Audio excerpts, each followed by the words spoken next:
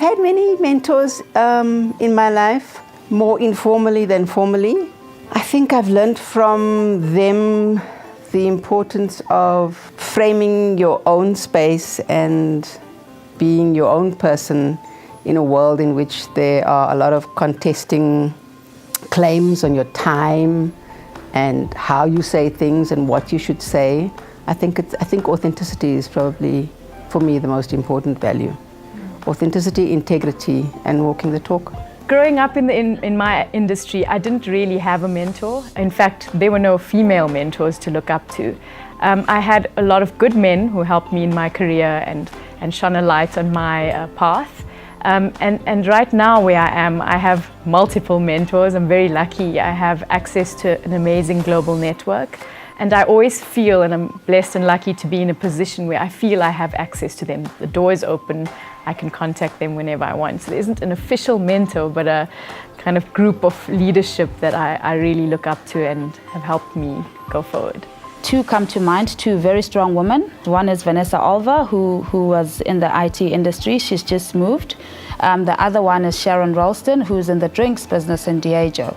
Both these women I look up to as very strong women who have had the ability to positively influence where I am today, and also to challenge me to expect more out of the workplace and expect more from my managers and my team. I would like to believe that I'm fortunate enough to have unofficial mentors, but they unofficially and in an unofficial manner do assist in not only when I have queries around what I need to do, but most importantly when I need support in getting certain initiatives done.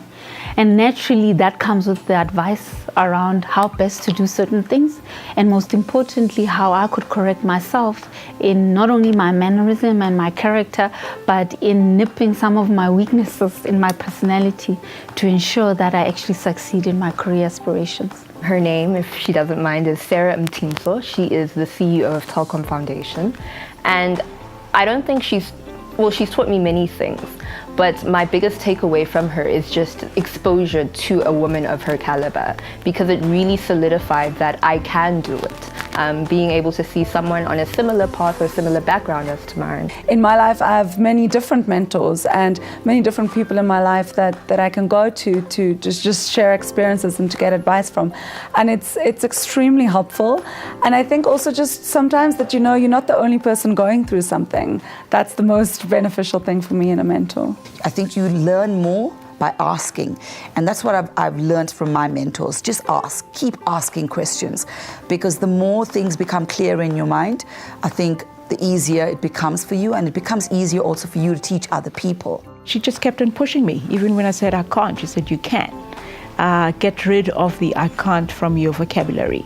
Mentorship became more crucial when you have done a lot of the internal work and the journey yourself, and you can now zone in to the specific gaps that you might still have. Too often people look at mentorship as some way to abdicate the responsibility of having to do the work yourself, and I would say that there's a lot online.